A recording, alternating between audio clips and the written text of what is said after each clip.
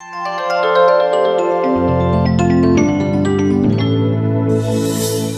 నమస్తే, welcome to Myra media. నేను మీ కేవీఆర్. ఆంధ్రప్రదేశ్ శాసనసభ సమావేశాలు ప్రారంభమైనాయి. కొత్తగా ఎంపికైన సభ్యులందరూ కూడా ఇవాళ ప్రమాణ స్వీకారం చేశారు.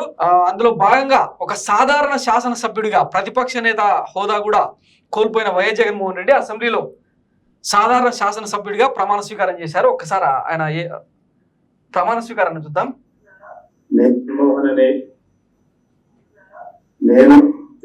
రెడ్డి అనే నేను శాసనసభ సభ్యునిగా ఎన్నికైనందున శాసనం ద్వారా నిర్మితమైన భారత రాజ్యాంగం పట్ల నిజమైన విశ్వాసం, విధేయత చూపుతానని, భారతదేశ సార్వభౌమాధికారాన్ని, సమగ్రతను కాపాడుతానని, నేను స్వీకరించబోయే కర్తవ్యాన్ని శ్రద్ధాసక్తులతో నిర్వహిస్తానని దైవ సాక్షిగా ప్రమాణం చేస్తున్నాను. ఆంధ్రప్రదేశ్ శాసనసభ సభ్యుడైన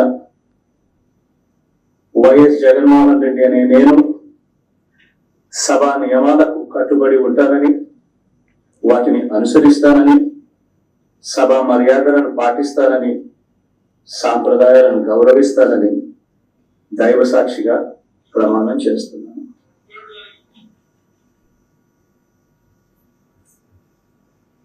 సో ప్రమాణ స్వీకారం చేశారు, అయిపోయింది. ఇక గతంలోనే ఆయన అంటే కౌంటింగ్ తర్వాత రాబోయే రోజుల్లో చాలా కష్టాలు పడాల్సి ఉంటుందని చెప్పి ముందే ఊహించిన నేపథ్యంలో ఆయన కేసులన్నింటినీ కూడా మళ్ళీ తిరగదోడే ప్రయత్నం చేస్తోంది సిబిఐ. మొత్తం 11 కేసుల్లో ఆయన అక్రమాస్తుల కేసుల్లో నిందితుడిగా గతంలో చేర్చిన సంగతి తెలిసిందే. A1, A2గా విజయసాయి రెడ్డిని, A1గా వైఎస్ జగన్మోహన్ రెడ్డిని చేర్చిన సందర్భంలో 2019లో ఆయన ఆంధ్రప్రదేశ్ ముఖ్యమంత్రిగా ఛార్జ్ తీసుకున్న తర్వాత ఈ 5 ఏళ్లలో అంటే ఆ విచారణ నుంచి మినహాయిస్తూ వచ్చింది సిబిఐ. మొత్తం మీద 127 డిశ్చార్జ్ పిటిషన్లు వేయడం, అవన్నీ ఇప్పుడు కోర్టు పరిధిలోకి రావడంతో ఇవాళ జగన్ అక్రమాస్తుల కేసు విచారణకు సిబిఐ ముందుకు కదలడం సంచలనంగా మారిందనమాట. ఆంధ్రప్రదేశ్ మాజీ సీఎం జగన్మోహన్ రెడ్డి అక్రమాస్తుల కేసుతో పాటు క్విడ్ ప్రోకోకు సంబంధించి సిబిఐ ఈడీలు నమోదు చేసిన కేసుల్లో దాఖలైన డిశ్చార్జ్ పిటిషన్ల విచారణ శుక్రవారం నుంచి సిబిఐ కోర్టు ప్రారంభించనుంది. జగన్మోహన్ రెడ్డి విచారణ హాజరుకు సంబంధించి గతంలో హైకోర్టులో దాఖలైన పిటిషన్ను పరిశీలించే అవకాశం ఉంది. దాఖలైన 129 డిశ్చార్జ్ పిటిషన్లలో 127 డిశ్చార్జ్ పిటిషన్లు జగన్మోహన్ రెడ్డి, విజయసాయి రెడ్డి ఇంకా మరికొందరు నిందితులు తమకు ఎలాంటి సంబంధం లేదని, ఇంకా ఇతర కారణాలు వ్యక్తం చేస్తూ వారి పేర్లను ఈ కేసు నుంచి తొలగించాలని కోరుతూ దాఖలు చేసినవే అధికంగా ఉన్నాయి. గతంలో ఈ డిశ్చార్జ్ పిటిషన్లు అన్నింటినీ 2 నెలల్లో క్లియర్ చేయాలని తెలంగాణ హైకోర్టు సిబిఐ కోర్టును కోరింది. ఈ పిటిషన్లు దాఖలై ఇప్పటికే 10 సంవత్సరాలు గడుస్తుండటంతో వీటి విచారణ పూర్తి చేయాల్సిన అవసరం ఉంది.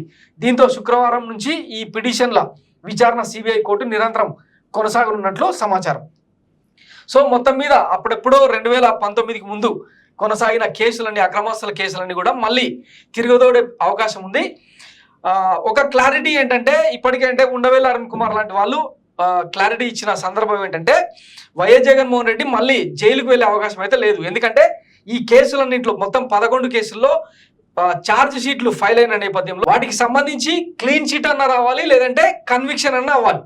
అంటే శిక్ష పడితేనేమో ఇక జగన్మోహన్ రెడ్డి ఎన్ని రోజులు జైలుకు వెళ్తారు, ఎన్ని రోజులు జైల్లో ఉండాల్సి వస్తుంది అన్నది అది కోర్టు పరిధిలోని అంశం. లేదంటే క్లీన్ చిట్ అన్న రావాలి.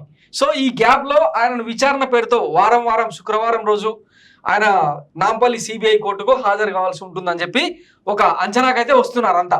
ఒకవైపు పార్టీ దీనస్థితిలోకి వెళ్ళిన నేపథ్యంలో, పార్టీ క్యాడర్ మీద ఉధృతంగా దాడులు జరుగుతున్న నేపథ్యంలో, మరోవైపు పార్టీని పునర్నిర్మించుకోవాల్సిన అవసరం, అగత్యం వైఎస్ జగన్మోహన్ రెడ్డి మీద ఉంది. అలాగే కేసులను కూడా ఏకకాలంలో ఎదుర్కోవాల్సిన అవసరం కూడా ఆయన మీద ఉన్న నేపథ్యంలో మరి రాబోయే రోజుల్లో ఎట్లాంటి రాజకీయ పరిణామాలు చోటు చేసుకోబోతున్నాయి అన్నది వేచి చూడాలి. ఇప్పటికే ఆయన అంటే డిసెంబర్ లేదంటే జనవరిలో